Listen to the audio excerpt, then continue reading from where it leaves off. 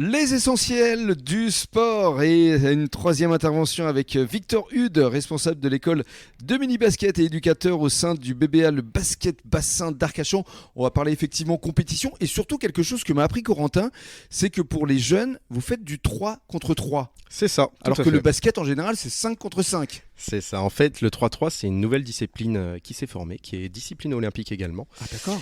Et qui se joue sur un demi-terrain. C'est une nouvelle manière de pratiquer le basket, une manière beaucoup plus athlétique, beaucoup plus dure physiquement, qui nécessite de très bons fondamentaux. Et on a décidé de mettre ça en place un peu pour changer tout ce qui se faisait avant. Dans les autres clubs avant, il y avait souvent une équipe 1, une équipe 2, et nous, on n'aimait pas ce format. On n'aimait pas ce que ça donnait. Mais ça s'adresse qu'aux petits ou à toutes les Ça s'adresse tranches d'âge? Alors, normalement, ça commence à partir des U15, donc c'est-à-dire du 4e, 3e. On met en place des équipes 3-3 pour les U15, pour les U18 et pour les seniors. D'accord, alors justement, parlons compétition maintenant, parce que vous avez de nombreuses équipes Oui. qui performent. Alors en effet, on a de nombreuses équipes au niveau jeune qui sont toutes inscrites sur différents niveaux de brassage. Le but étant qu'à la fin de ces brassages, ils puissent monter ou descendre pour se trouver au meilleur niveau pour eux. Naturellement, sur les catégories jeunes, le but du jeu, c'est de la formation. Donc on essaie de tout leur apprendre pour qu'au match, ils soient performants, mais qu'ils apprennent également des matchs. Il faut voir vraiment les matchs comme un troisième entraînement.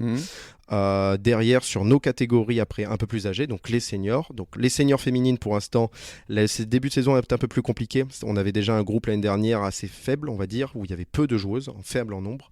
Là, cette année, on a réussi à intégrer de nouvelles joueuses, mais le temps que la mayonnaise prenne... Que le collectif se mette en place. Donc c'est un peu plus compliqué, mais on voit quand même de très belles choses en match, donc j'ai pas de doute quant au fait que ça va aller en s'améliorant. Parce que j'allais vous poser la question, quels sont les niveaux justement de chacune des équipes?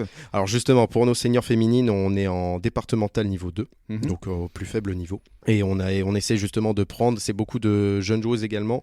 On a de très jeunes joueuses. L'année dernière, la moyenne d'âge était de 20 ans. Sur du senior féminin, c'est quand même très très très jeune. C'est bien.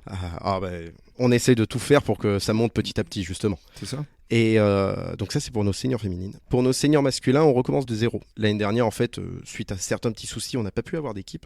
Donc là, on a recommencé une équipe. Malheureusement, on est obligé de reprendre l'équipe au plus bas niveau. Mais on s'est dit, faisons comme ça et profitons-en pour intégrer nos jeunes. Tous nos jeunes qui étaient en U17, une grosse partie, ont réussi à monter justement avec les seniors. Vous êtes en train de bâtir effectivement un club en vous servant effectivement des jeunes pour avoir une équipe senior qui sera performante dans quelques années, on va dire. Tout à fait. Mais on va dire qu'on a des belles surprises parce que malgré le fait qu'il y ait beaucoup de jeunes, donc on pourrait voir un peu dur pour eux, on a quand même des anciens pour les intégrer, des anciens et des moins anciens comme Corentin. Et ah bon, Corentin est ancien déjà?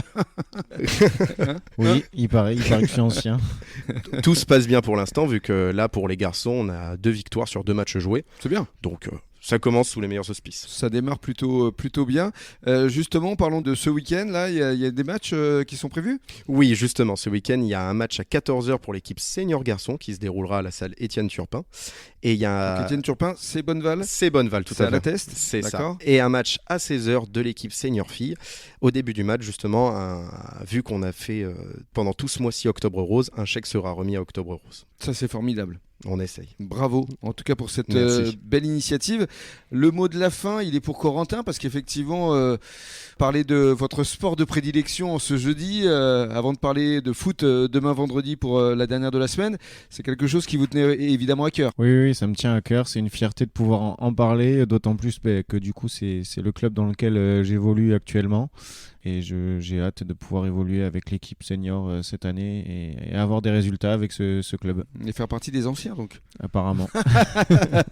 Très bien, merci beaucoup Corentin. Merci, bonne soirée Rémi. Merci Victor. Bonne soirée Rémi. Et avec plaisir. Et dans quelques minutes, on va retrouver Bruno Béziat pour nous annoncer les rencontres à ne pas manquer ce week-end.